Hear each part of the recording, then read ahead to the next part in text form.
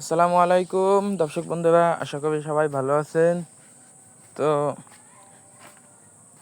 বৃষ্টির মধ্যে ঘাস না কাটতে পারায় আমাদের যে সমস্যাগুলো হয় সেগুলো আপনাদেরকে আগেও বলছি। তো আজকে আবার একটু দেখাবো।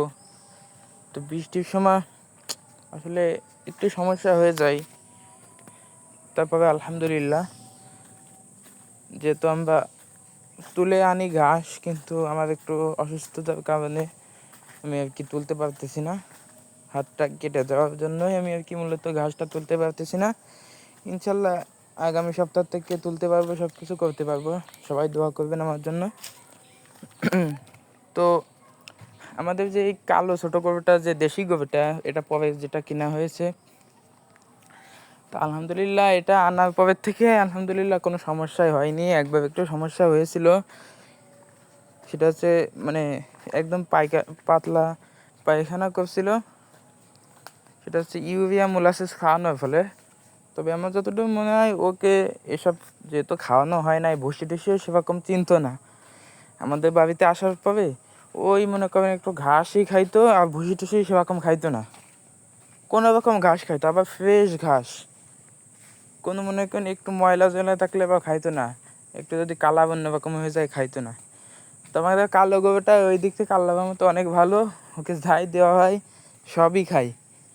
আর ওর ইউরিয়া মোলাসিস খাওয়ার পরে কোনো সমস্যা হয় নাই। আল্লাহর রহমতে ও সবই ঠিক আছে এবং সুস্থ। তো ওভাবে একটা জায়গায় একটু সমস্যা হয়ে গেছে, প্রায় মাস এক মাস কি 2 মাস হয়ে যাচ্ছে, 2 মাসের মতন, 2 মাস না হলে 1.5 মাসের উপরে হয়ে যাচ্ছে। এটা হচ্ছে পেটে একটা ঘা, দেখাইছি আপনাদেরকে। ওইটা আর কি সহজে ঠিক হচ্ছে না। তো আমরা ঠুসি দিতাম মুখে, অনেক ওষুধ খাওয়ানোর পরে দেখতেছি হচ্ছে না। কী করবো, ডাক্তারকে ফোন দিলাম। ডাক্তার বললো কি ওষুধ খাওয়াও ঠিক মতো? যে হ্যাঁ, যা বললো আমি বললাম হ্যাঁ সবই তো ঠিক আছে, এরকম সমস্যা। তো বললো কি তাহলে ঠুসি দাও।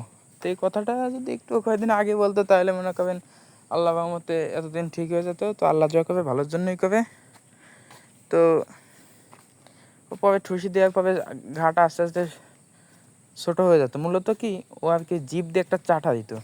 আর যারা গরু পালন করবেন তারা অবশ্যই জানেন ও জিভে করাতের মতো ধার। ও জিভে এতটা ধার যে ওই ঘা জায়গায় একটু যদি চাটা দিত, পানি দিয়ে ভিজাইলেও অত সমস্যা হতো না। যে একটু চাটা দিলেই মনে করবেন লাল টকটক হয়ে যেত।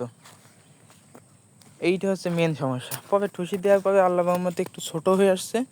দেখেন ওই যে এইখান থেকেই দেখা যাচ্ছে যে সাদা সাদা, আসলে অত বড় না। ওই জায়গাটা আর কি নেভেনল পাউডার দেওয়া হয়েছে।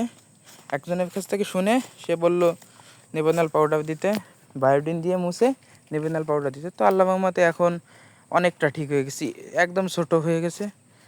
তো আজকের ভিডিওটা এই পর্যন্তই। আসসালামু আলাইকুম।